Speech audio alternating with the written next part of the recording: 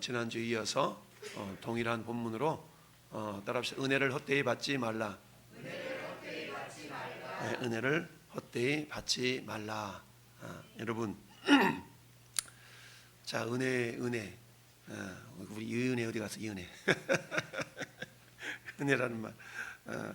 은혜는 내 힘과 내 능력은 아닌데 나에게 근거가 있지 않냐고 주는 이가 베푸신 어떤 사랑, 호의, 뭐 이런 걸 보통 우리가 은혜라고 표현합니다.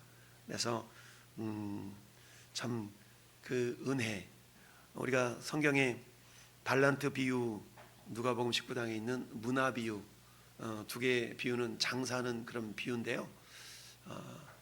근데 같은 내용인 것 같지만 실상은 또 다른 내용인데요.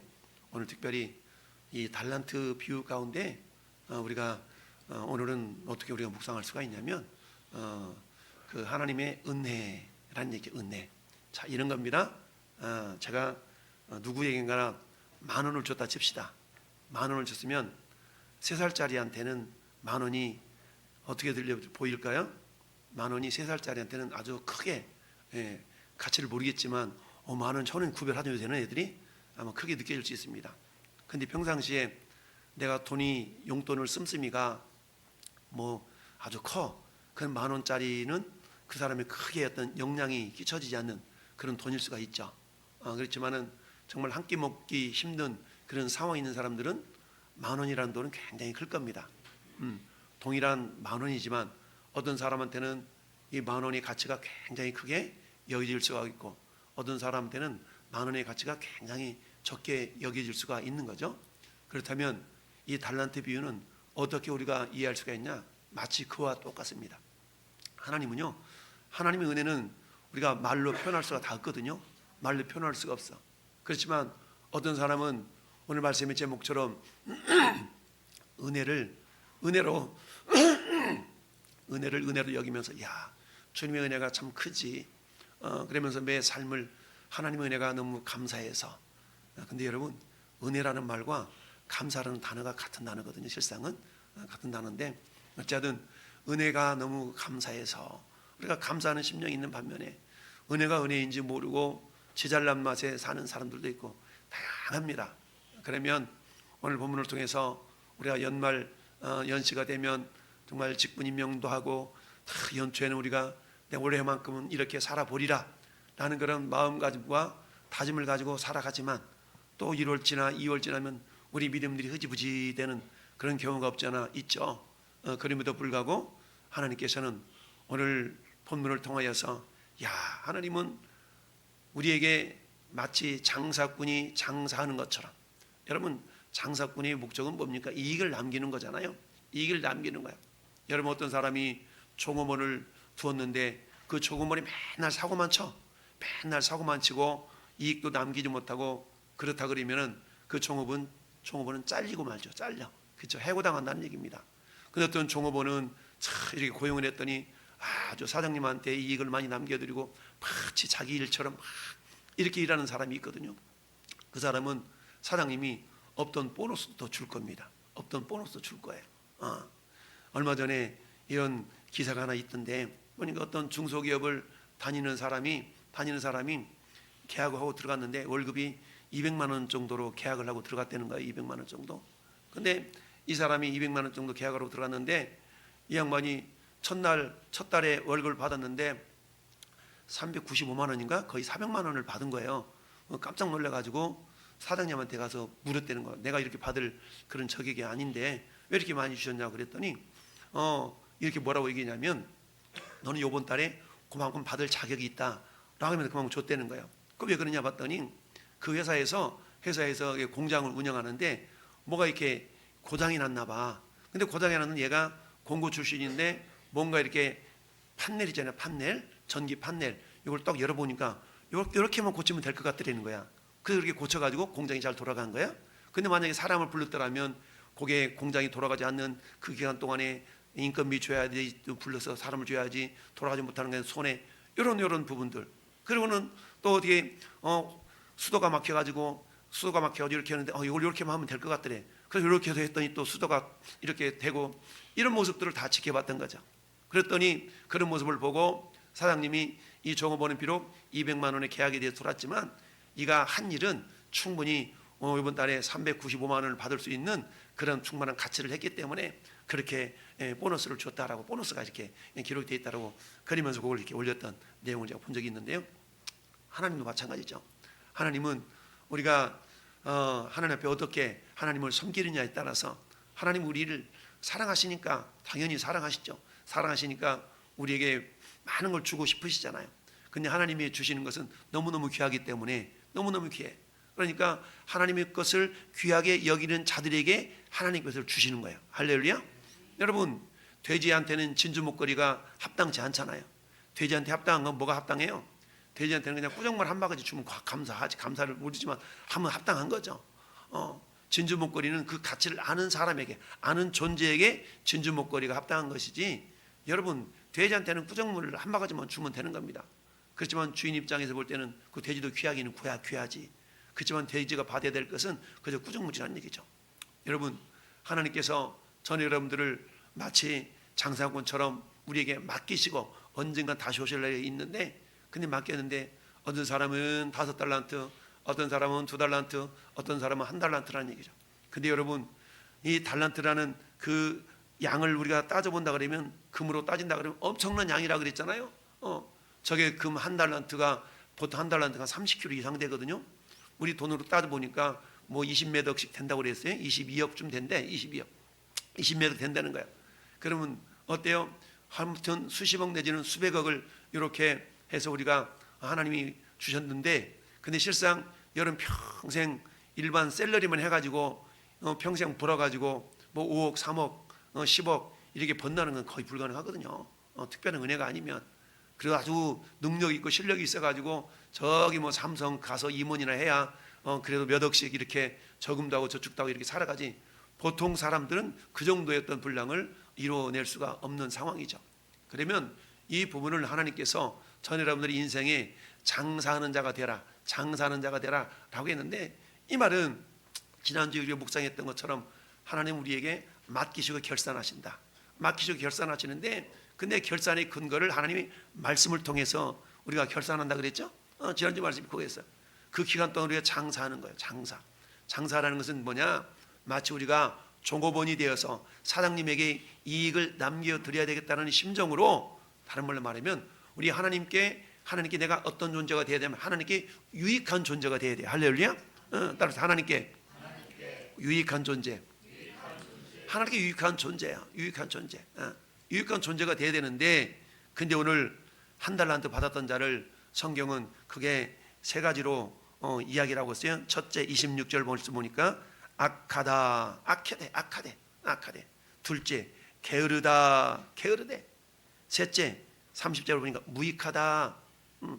여러분, 이 말씀은 주님이 이 땅에 다시 오시는 날 모든 사람들이 주님의 심판대 앞에 서게 되는데, 그때 주님이 받을 수 있는 평가의 내용들일 수도 있어요.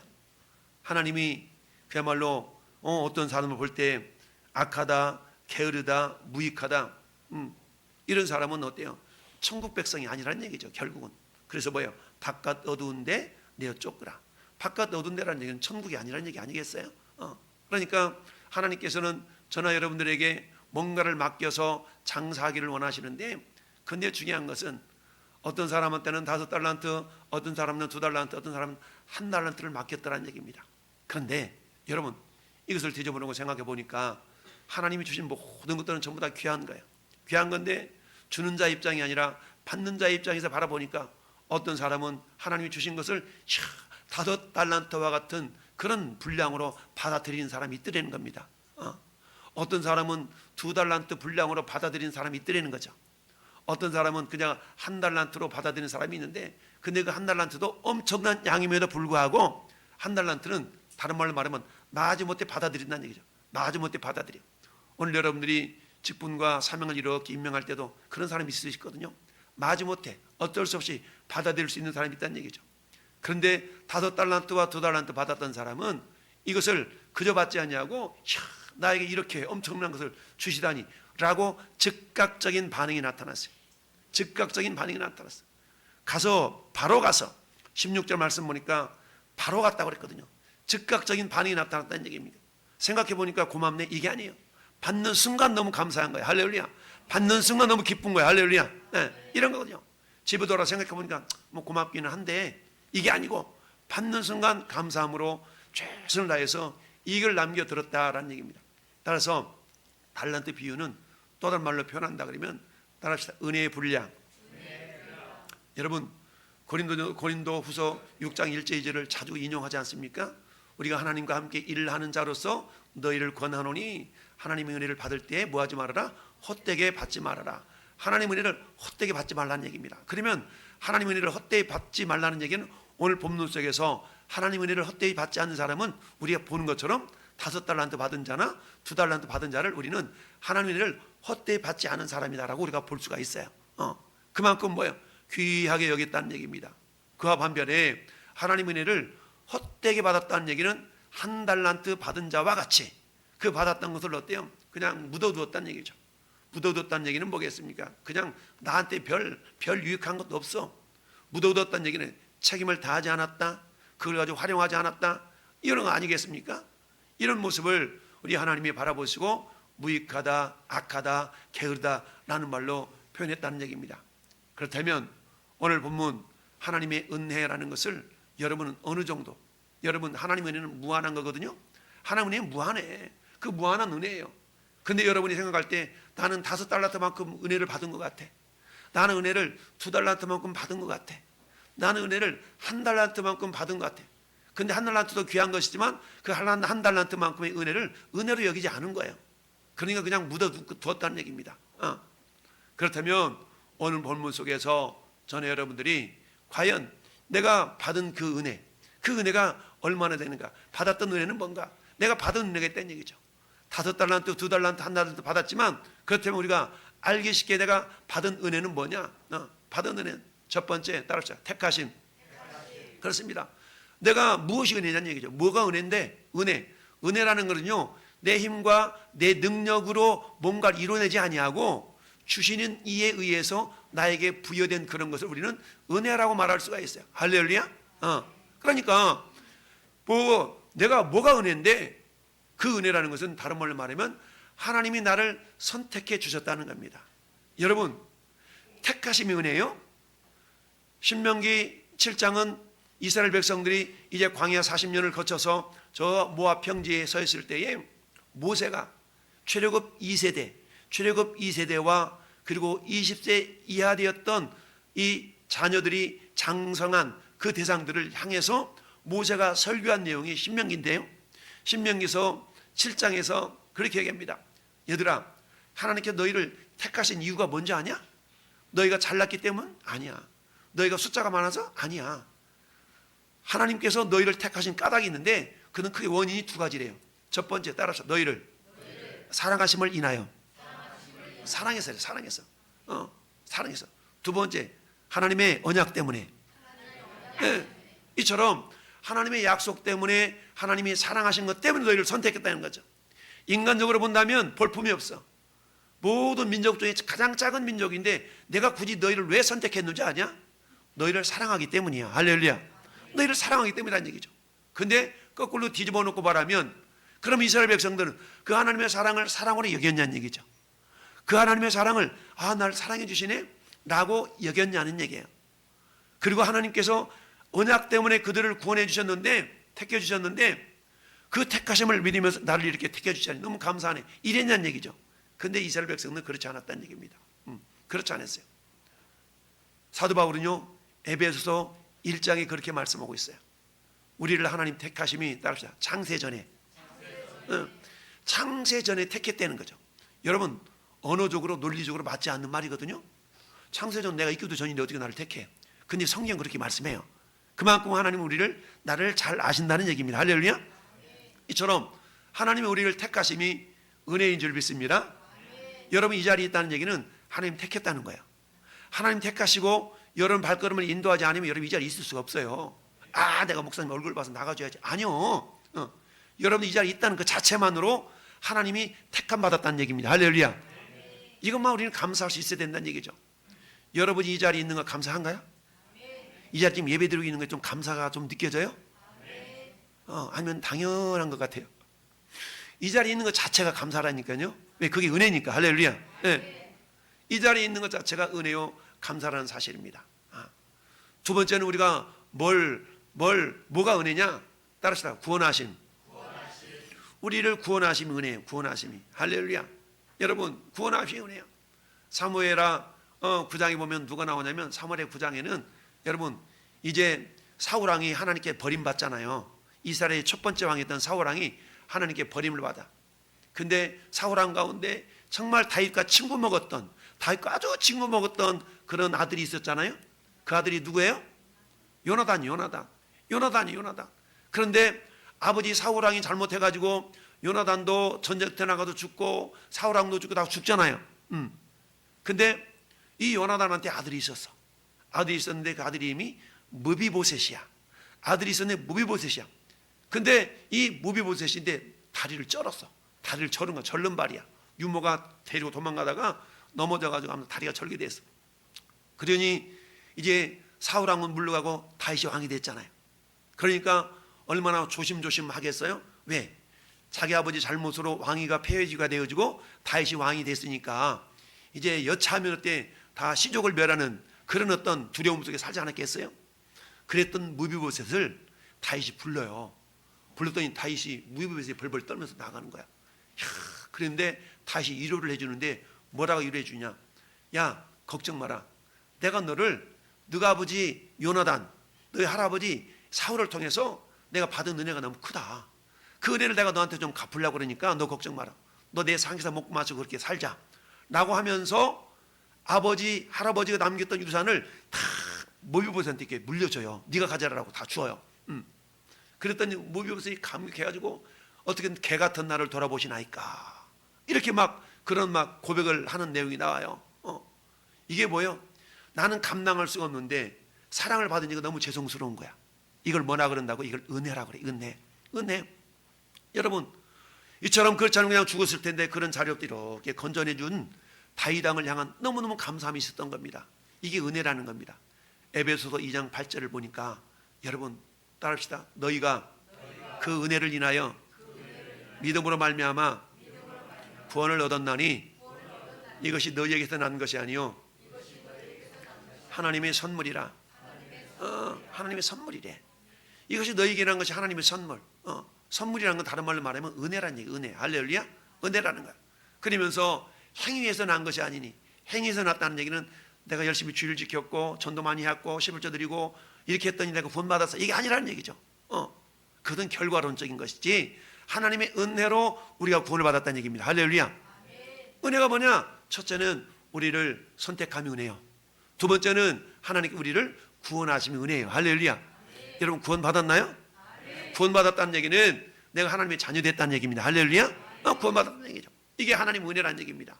그래서 일단 내가 하나님 나를 택하시고 창세전에 택한 거 감사, 은혜야. 하나님 나를 구원하시고 또 은혜네. 근데 하나님이 구원해 놓고 너 됐다, 구원 받았지, 됐어, 이러지 아니하시고 구원한 다음에 세 번째 우리가 뭐가 은혜냐 봤더니 따라합시다. 쓰임받음. 쓰임받는 것이 은혜예요. 쓰임받는 것이 은혜. 여러분 우리가 쓰임받을 수 있다는 거 은혜예요. 여러분 우리가 부직갱이도 쓰임받는다고 하잖아요. 나무 토막 이렇게 잘라져 있는 그 가지 하나 갖다가 부직갱이로 이렇게 해서 아궁이에 이 불을 지피는데 그거 이리저리 하는 그 부직갱이도 쓰임받는 거잖아요. 할렐루야. 그런 것처럼 뭔가 어떤 존재가 있다는 얘기는 그 존재는 존재로서 어떤 쓰임받음의 기쁨이 있는 겁니다. 할렐루야. 자주 말씀드리지만 요 물컵이 저 술집 가가지고 꼬랑주 따르는 술잔으로 쓰임받아 보세요. 그럼 얘 입장에서 본다 그러면 생명은 없지만 얘 입장에서 본다면 얘는 슬픈 거야. 요 존재 목적이 꼬량주 따라 먹는데 통하여 영광 받는 것이 아니라 지금 예배를 통하여 하나님 앞에 영광 돌리는 그 자리에 물컵으로 쓰임 받는 것 자체가 영광스러운 거거든요. 그러니까 이 땅에 존재하는 모든 것은 존재의 목적을 이루어 드릴 때에 그게 뭐예요? 그게 기쁨이고 영광스러운 거거든요. 할렐루야. 존재의 목적. 그러면 저나 여러분들이 존재하는 데는 존재의 목적이 있는 거예요. 우리가 먹든지 마시든지 무엇을 하든지 다 하나님의 영광을 위해 하라라고 그러잖아요. 영광을 하래. 영광. 즉 나를 통해 주님이 드러나는 겁니다. 할렐루야. 나를 통해 주님이 드러나. 그러니 여러분을 바라보면서 주님을 볼 수 있어야 된다는 얘기죠. 할렐루야. 주님을 볼 수 있어야 돼요. 그러니까 하나님께 영광 돌리는 그런 모습들인데 다른 말로 말하면 나를 통해서 여러분들이 어머나 예수님 믿으신가 봐요, 어머나 권사님 같으셔, 어머나 장로님 같으셔, 어머나 목사님이세요, 이런 소리 듣는 것 자체, 비아냥거리며 소리가 아니라, 아니 목사야? 이런 소리가 아니라 여러분들 어머나 장로님 같으세요, 어머나 집사님 같으세요, 이런 소리 자체가 하나님께 이미 선하게 쓰임받고 있는 모습이에요. 할렐루야. 여러분에게 이런 소리가 들려질 수 있길 바랍니다. 한번 물어볼게요. 지난 한 주 동안에 혹시 이런 소리, 하나님과 연관 지어져서, 예수님과 연관 지어져서 신앙적인 모습에 혹시 여러분들 그렇게 누군가가 의해서 여러분이 칭찬받았거나 여러분이 인정받았거나 이걸 경험해 보신 분 한번 손들지 말고 엄지발가락만 꼼지락거려 보세요. 한번. 아, 그래도 이게 있네. 예? 할렐루야. 이게 뭐라고요? 따라서 쓰임받는 기쁨. 이게 쓰임받는 것이 뭐라고요? 은혜라는 얘기, 은혜. 여러분, 수많은 컵 중에서 얘가 이 자리에 왔는 건 얘 의지요, 산 사람의 의지요. 산 사람의 의지지 얘 의지가 아니요. 얘는 저 술집에 가서 쓰임받을 수 있지만 얘는 얘 의지하고는 상관없이 여기에 와 있는 거잖아요. 이게 뭐라고요? 이게 이게 은혜라는 말이에요. 은혜. 할렐루야. 사도 바울이 디모데전서 1장 12절 펴보세요. 디모데전서 성경 펴보세요. 디모데전서 1장 12절에 디모데전서, 여러분이 조는 것 같아요. 찾아보는 거죠. 디모데전서 1장 12절 신약성경 337페이지 1장 12절 시작. 나를 능하게 하신 그리스도 예수 우리 주께 내가 감사함은 나를 충성되이 여겨 내게 직분을 맡기심이니. 아멘. 내가 감사하다. 이 감사라는 말은 은혜라는 단어와 같은 단어거든요. 그 은혜라는 단어는 주보에 기록한 것처럼 따라서 카리스. 카리스. 이 은혜네, 은혜. 근데 은혜, 또 저 고린도전서 2장에 보니까 은사는 같으나 그 은사를 주신 하나님은 한 분이시고. 할렐루야. 은사라는 말도 있잖아요. 은사라는 말은 카리스마라는 얘기예요. 카리스마. 이게 은사예요. 아, 이게 카리스마가 있어? 이게 멋들어지고 막 이러면 카리스마 있다 그러잖아요. 그걸 말하는 거니. 카리스마라는 말은 은사라는 얘기인데, 이 카리스마에서 은혜, 감사, 카리스라는 단어가 그런 개념인 거죠. 그리고 나서 내게 직분을 맡기심이니. 이 직분이라는 말은 따라합시다. 디아코니아. 직분이라면 디아코니아라는 거예요. 근데 보통 우리 여러분 집사님 그러잖아요. 집사라는 것이 디아코노스예요. 디아코노스. 집사로서 역할을 감당할 때 그 직분을 감당하는 거야. 그래서 따라합시다. 디아코니아. 이게 직분이에요. 직분. 나에게 직분 맡겨진 것이 뭐라고요? 감사다. 근데 감사가 뭐라고요? 원어가 카리스인데, 카리스는 은혜나 감사나 같은 단어라고. 할렐루야. 그러면 나를 능하게 하신 우리 주께 내가 감사하면, 다른 말로 말하면 이게 은혜군요. 이 말이에요. 은혜. 주님 은혜를 주시다니요. 이 말이에요. 은혜를 주시다니요. 나를 충성되이 여겨 내게 직분을 맡기심이니. 디아코니아. 이 디아코니아를 감당하기 위해서 디아코노스가 있는 거예요. 따라서 디아코노스. 디아코노스는 집사란테. 집사. 직분자, 집사 이런 뜻이에요. 그 직분자가 직분을 감당하는 겁니다. 디아코노스가 디아코니아를 감당하는 겁니다. 할렐루야. 이렇게 되어지는데, 자, 본문으로 다시 돌아와서 오늘 우리가 하나님의 은혜를 기억하는데, 은혜가 뭐냐? 은혜는 크게 세 가지로 생각할 수 있다. 첫째, 뭐가 은혜다고요? 나를 택해 주신 그 은혜예요. 택해 준 거. 뭘로 택했어요? 하나님이 자녀로 택했고, 목사로 택했고, 집사로 택했고. 여러분, 택해 주신 것이 감사, 은혜란 말이 은혜. 카리스. 할렐루야. 두 번째, 뭐가 은혜라고요? 구원해 주신 거네요. 구원은 하나님의 자녀 삼아 주신 것이 은혜라는 겁니다. 그 말은 뭐, 은혜는 그 근거가 나한테 있지 않다는 거예요. 요 컵이 여기 와 있는 것이 저희 거기 가고 싶어요 해서 온 게 아니에요. 요 컵이 여기 온 것은 주인의 마음이에요. 주인의 마음. 그런 것처럼 우리를 택하신 것도 하나님 은혜예요. 할렐루야. 우리를 구원하심도 하나님 은혜입니다. 여러분이 이 자리에 온 것도 하나님 은혜인 줄 믿습니다. 그래요, 은혜. 세 번째는 뭐가 은혜라고요? 쓰임받는 거. 써먹는 게 은혜라는 얘기예요. 쓰임받는 게 은혜예요. 할렐루야. 그렇다면 전 여러분들은 쓰임받는 인생이 되어야 돼요? 내버려 두는 인생이 되어야 돼요? 목사님 좀 내버려 좀 두세요. 저 올해는 좀 내버려 두세요. 이런 인생이 돼야 되겠어요? 목사님 저 좀 뭐 할 거 없을까요? 저 좀 이렇게 좀 시켜주세요. 이런 인생이 돼야 되겠어요? 두 번째가 돼야 된다. 두 번째. 왜냐면 그게 5달란트 받은 자와 2달란트 받은 자의 모습이라는 거예요. 그런데 우리는 어때요? 한 달란트 받은 자의 모습으로 살아가고 있는 경우가 많다는 얘기입니다. 왜요? 그냥 묻어두는 거야. 하나님 우리에게 은혜를 주셨음에도 불구하고 그 은혜를 묻어두는 거야. 은혜는 묻어두라고 주는 게 아니고 써먹으라고 주신 것인데, 할렐루야. 그 은혜를 묻어두면 안 된다는 얘기입니다. 그 은혜에 대한 두 가지 반응이 있다고. 오늘 본문 속에 은혜에 대한 두 가지 반응을 보이고 있어요. 첫 번째, 은혜를 은혜로 아는 자, 은혜를 은혜로 여기는 자가 있어요. 할렐루야. 그것은 5달란트 받은 자와 2달란트 받은 자는 은혜를 은혜로 아는 자입니다. 할렐루야. 보여보세요. 다시 보여보세요. 여기 보면 우리 잘 아는 누가복음 17장에 보니까 10명의 문둥병자가 예수님한테 이렇게 보면서 나사렛 예수님 불쌍히 여겨달라고 그러니까 예수님이 뭐라고 그래요? 니네 몸을 제사장한테 보여라 하는 장면이 나와요. 그랬더니 10명의 나병 환자들이 제사장한테 따라합시다. 가다가 고침을 받았어. 가다가 고침을 받았어. 예수님 말씀을 듣고 가다가 고침을 받았네. 그래 한참 시간이 지났더니 한 사람이 예수님 허겁지겁 달려왔어. 허겁지겁 달려왔어. 예수님 그래 너 그때 갔던 그 사람 중에 한 사람 아니야? 예 맞습니다. 세상에 예수님 제가 가다가요 나무를 입어가지고 제사장한테 확증받고 도장받아가 지금 왔어요. 너무너무 감사해요 주님. 이랬네? 할렐루야. 이랬더니 예수님 말하는 거야. 그래 너만 나았냐?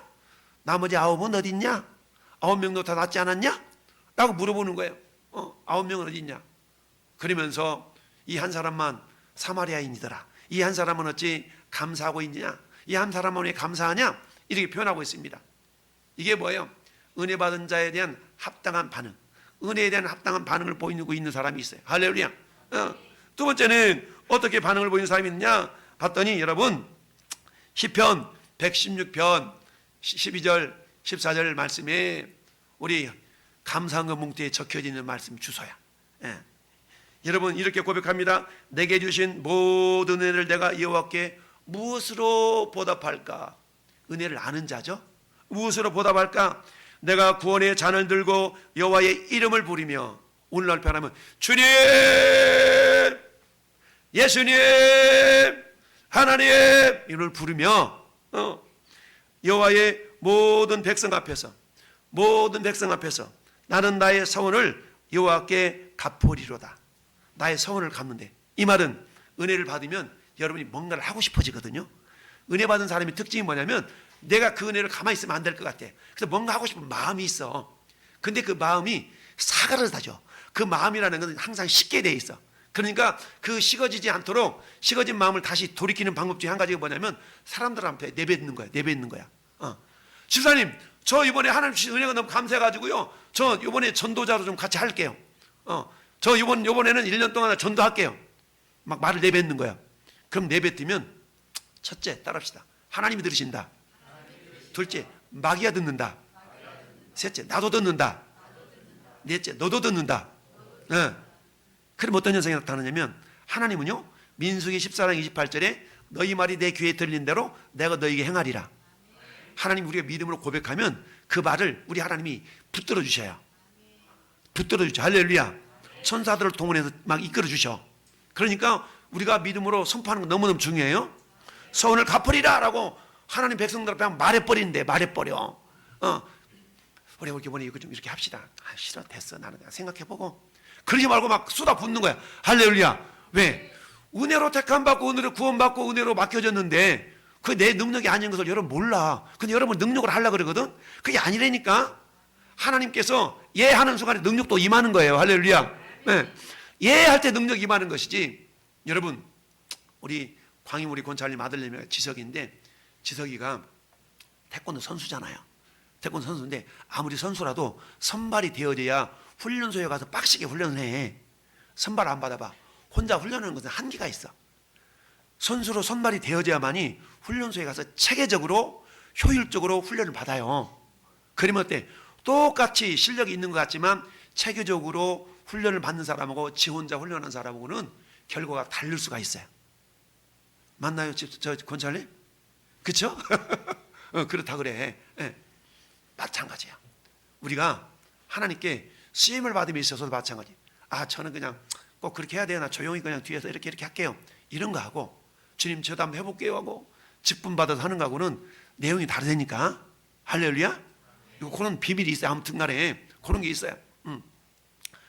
자, 그런 상황 가운데서 내가 모든 여호와의 백성 앞에서 나의 선을 내가 여호와께 갚으리다 라고 이렇게 뭐 한다고요? 막 얘기한다는 거야. 할렐루야.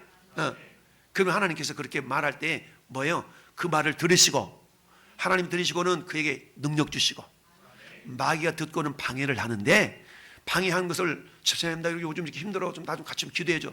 내 소리를 듣는 자를 향해서 내가 중보기도를 요청할 수가 있잖아요.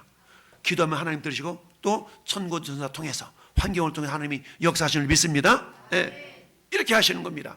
그렇게 해서 은혜에 대한 반응은, 은혜를 아는 자는 이렇게 반응을 하더라. 두 번째, 은혜를 모르는 자가 있어. 모르는 자는 오늘 한 달 받았던 자처럼 은혜를 몰라.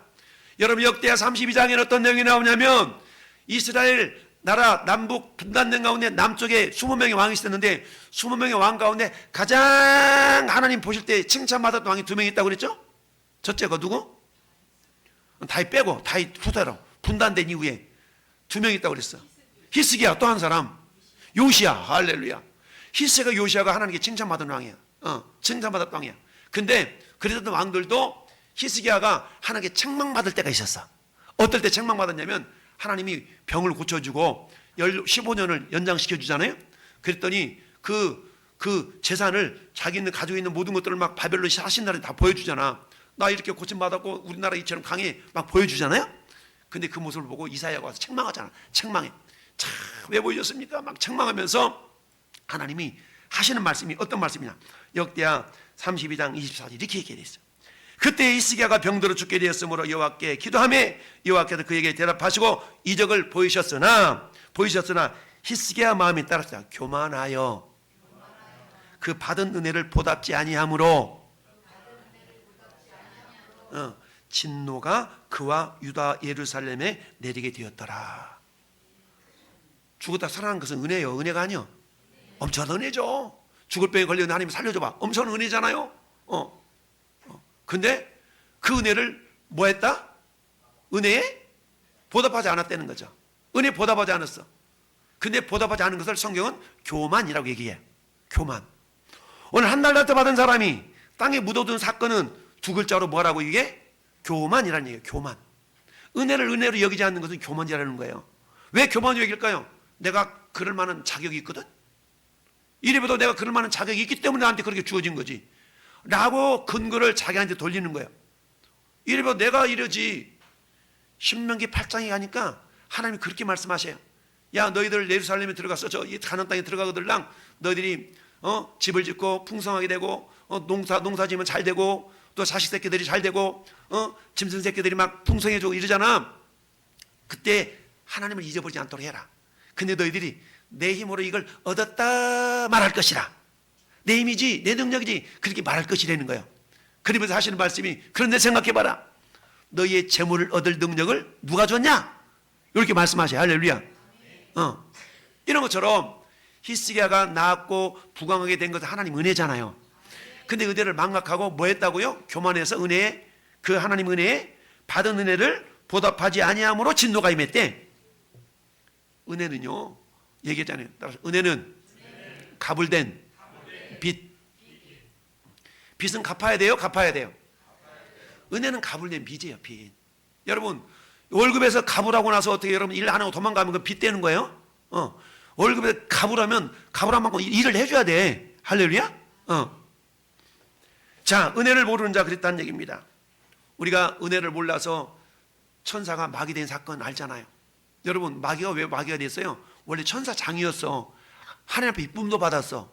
하나님의 칭찬도 받았어. 그런데 자기가 잘난 줄 알고 그래? 그럼 내가 이러면 하나님 없이도 잘 될 줄 알고 하나님과 대적하다가 땅으로 내어 쫓긴 자가 마귀 사탄이야. 이게 그치 루시퍼는 루시엘 천사장이었어요. 내어 쫓겼어. 이게 이사야 14장과 에스겔 29장이 나타나 있어요. 할렐루야. 두로왕과 바벨론 왕을 비유적으로 이렇게 표현한 내용이 나타나 있는데 이건 한마디로 말하면 뭐냐? 은혜를 은혜로 여기지 않는 자의 모습이 그렇다는 얘기죠. 근데 은혜를 은혜로 여기지 않는 것을 2글자로 교만이라 그런다고요. 할렐루야. 그러면 은혜를 아는 자는 어떻게 되느냐? 은혜를 아는 자는 이런 반응을 보여요. 여러분 은혜를 알고 있어요? 은혜를 은혜로 여기고 있나요? 그럼 이런 반응이 나타나게 돼 있다는 거예요. 첫째, 시작. 감사합니다. 은혜를 나누는 데 첫 번째 반응은 감사예요. 감사. 하나님, 나를 충성되이 여겨 나에게 직분을 맡기심이니 내가 주께 감사없는 것은 나를 충성되이 여겨 나에게 직분을 맡기십니다. 할렐루야. 감사가 나타나는 줄 믿습니다. 할렐루야. 감사합니다. 감사합니다. 모든 범사에 감사하는 거예요. 이래도 감사, 저래도 감사. 할렐루야. 그래서 은혜라는 말과 감사라는 말은 같은 단어라 그랬어요. 카리스라는 단어 속에는 은혜와 감사라는 의미가 다 포함되어 있어요. 그래서 여러분, 그래서 감사하고 감사. 그리고 어때요? 오늘 사마리아인 10명의 문둥병가들 가운데 한 사람 만나서 하나님 앞에, 예수님 앞에 감사했잖아요. 그랬더니 어떤 복이 임해요? 그 문둥병자가 재발이 안 돼. 재발 안 되고 구원도 받았어. 할렐루야. 이런 복을 받았던 줄 믿습니다. 이처럼 여러분, 은혜를 아는 자, 은혜를 아는 자에게 나타나는 첫 번째 반응이 뭐라고요? 감사. 두 번째 반응은 뭐라고요? 사랑이에요. 사랑. 여러분, 나를 구원해 주신 이에 대해 사랑으로 반응이 나타나요. 사랑으로 반응이 나타나요. 할렐루야. 사랑으로 나타나는데요, 여러분, 예수님이 비유로 얘기를 해요. 누가복음 7장에 예수님이 시몬의 집에 초청을 들어갔네. 그랬더니 예수님을 초청했으면 좀 와서 대접을 해야 되잖아, 예수님이니까. 근데 대접도 않고 번둥만둥하고 그냥 밥이나 한 끼 그냥 주고 말라 그래. 예수님 비유로 이런 얘기를 해. 야야야, 시몬아, 내가 나한테 이럴 말이 있다. 예, 예수님. 어떤 사람이 빚쟁이가 있는데 한 사람한테는 100데나리온 빚을 졌고 한 사람한테는 500데나리온 빚을 졌고 한 사람은 50데나리온 빚을 졌다. 500데나리온이라는 것은 2년치 연봉이에요. 2년치. 50데나리온이라는 건 2달치요. 2달치. 2년치 연봉 빚진 사람이 있어. 그러면 2년치 연봉이면 1년에 1,000만 원이라고 작게 잡아서 1,000만 원 합시다. 그럼 2,000만 원 생각해봐요. 그럼 2,000만 원 빚을 갚아줄게요. 탕감해줬어. 근데 2달치면은 얼마요? 200만 원 칩시다. 200만 원 탕감해줬어. 그러면 2,000만 원 탕감받는 사람이 탕감해준 사람을 향해서 고맙고 감사하다고 더 많이 할까요? 200만 원 탕감받는 사람이 더 많이 감사할 거예요. 같은 조건이라 그러면 2,000만 원 탕감받는 사람이 더 고맙다 그러겠지. 그렇죠? 그러면 하는 소리가 어떤 여자가 예수님한테 와가지고 향유옥합을 깨가지고 막 기름을 부어서 막 이렇게 주님을 섬기는 모습을 보니까 왜 저러고 있다냐, 저거 가난한 자한테 팔아서 가난한 자 주면 좋을 텐데 이러고 막 그러니까 예수님 비유로 얘기하는 거야. 야 시몬아, 너 나 들어올 때 발치들 물이라도 줘봤어? 막 이러면서 막 그러는 거예요. 그러면서 사함 받음을 많은 사람은 많이 사랑한다. 이렇게 얘기를 해요. 사함 받음이 많은 사람은 많이 사랑한대. 사랑한다는 얘기 그런 거거든요. 여러분들이 은혜를, 나는 은혜를 $1달러밖에 안 받았어, 이런 사람보다 나는 주님의 은혜를 2달란트나 받았어, 나는 주님의 은혜를 5달란트씩이나 받았어, 이런 사람이 더 주님을 더 사랑한대요. 할렐루야. 여러분 몇 달란트쯤 받은 것 같아요? 하나님한테 여러분 은혜를 몇 달란트쯤 받은 것 같아요? 에게 개놓고요 고작 그만큼. 여러분, 하늘을 두루마리 삼고 바다를 먹물 삼아도 그 크신 하나님의 사랑, 하나님의 은혜 다 기록할 수 없다 그러잖아요. 찬송가 그 생각 있잖아요. 그런 생각, 찬송가 있잖아요. 그런데 여러분, 지난날에 삶을 이렇게 돌아보세요. 나는 하나님의 은혜를 생각하면서 그걸 당연하게 생각하면 신앙생활을 하고 있나요? 그 은혜에 밀려서 하나님 그 은혜를 내가 무엇으로 보답할 거라고 하면서 살아가고 있나요? 여러분 생각해 보세요. 이건 굉장히 심각한 문제거든요. 할렐루야. 세 번째, 여러분 은혜를 은혜로 여기는 사람 세 번째 반응은 따라합시다. 충성합니다. 충성을 해요. 여러분 사랑한다는 얘기는 저거 놔두세요 하면, 사랑한다는 내가 주님과 한 몸이라는 얘기죠. 주님과 내가 한 몸을 이루며 산다는 얘기죠. 여러분 부부가 사랑하면 같이 붙어 있으려고 그래, 떨어져 있으려고 그래? 사랑하면 붙어 있으려고 그래. 남녀가 콩깍지가 씌워서 사랑하면 들어 붙어 있으려고 그래. 어떤 애 전도하면, 평양지 전도하면 꼴 보기 싫은 그 꼴이 많아. 이 젊은 애들이 막 에스겔 타고면서 목 보면서 내려오긴 하고 얘들이 요즘 부끄러우면 몰라. 막 그러면서 막 이렇게 올라가고 내려오고 막 그런 애들이 많이 있어. 근데 요즘 세대가 저런가 보다 그러면 말지. 왜 그래? 서로 사랑하니까 그런 거거든. 사랑하니까. 사랑은 한 몸 이루는 거예요. 우리는 주님과 이미 한 몸 이룬 자인 줄 믿습니다. 주님이 내 안에, 내가 주님 안에 있는 자예요. 할렐루야. 그래서 어때요? 예수님이 베드로 부활한 이후에 예수님이 베드로한테 다른 거 안 물어봤어. 베드로야, 베드로야, 시몬아, 시몬아, 예 주님, 너 다른 사람 물어봐. 나 사랑해?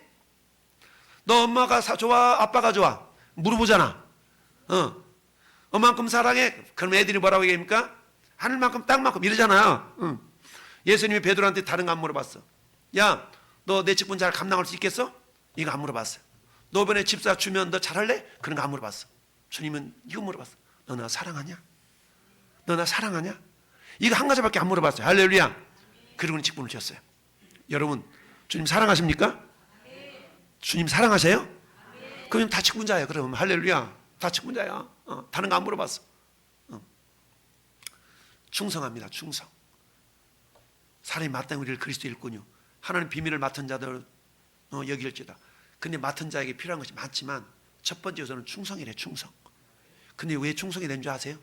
충성이 되는 이유는 충성을 통해서 따라서 하나님의 말씀을 이루어드림. 하나님의 말씀을 이루어드리기 위해서 그렇다는 얘기입니다. 여러분 골로새 1장 25절에 사도 바울이 고백합니다. 내가 교회 일꾼 된 것은 하나님이 너희를 위하여 내게 주신 직분을 따라 직분을 따라 하나님의 말씀을 이루리라 함이라. 그렇습니다. 여러분, 우리가 지난주 동안에 묵상했던 성경 말씀 11개의 말씀을 보면 하나님의 말씀을 이루어드린다. 말씀을 이루리라 합니다. 이런 내용들이 나오거든요. 그런 것처럼 전에 없는 직분을 통해서 하나님께서는 왜 우리에게 충성을 통해서 우리에게 하나님 무엇을 원하시느냐? 충성 가운데 말씀이 이루어지는 겁니다. 할렐루야. 여러분, 요즘 추운데 우리 일꾼들 전도 열심히 하잖아요. 어저께도 우리 홍사모님 추운데 몰라 나오시는 몰라 나와가지고 전도하고 우리 권사님, 김병 집사님, 또 우리 또 집사람 저 어저께 막 일꾼들이 나가서 막 하는데 그게 뭐예요? 그게 충성하는 거거든요. 그럼 충성하는 것을 통해 뭐 하려고 그래요? 말씀을 이루어드리는 거예요. 그 말씀이 뭐예요? 땅까지 이런 내 증인이 되라. 그 말씀 이루어드리는 거거든요. 그건 충성이 아니면 못하는 거예요. 충성을 통해 그 말씀을 이루어드리는 겁니다. 할렐루야. 이런 말씀들. 그랬더니 또 막 저녁에 우리 또 강성국 성도님이 맛있는 밥 사주고 막 이런 것들은 뭐예요? 말씀을 이루어드리는 거예요. 사랑하라. 주는 것이 받는 것도 복되다. 이런 걸 이루어드리는 거거든요. 할렐루야. 이런 내용들이 결국 뭐예요? 충성을 통해 나타나는 모습들입니다. 사는 성도 여러분, 오늘 결론을 봅시다. 결론 넘겨보세요. 네, 시작.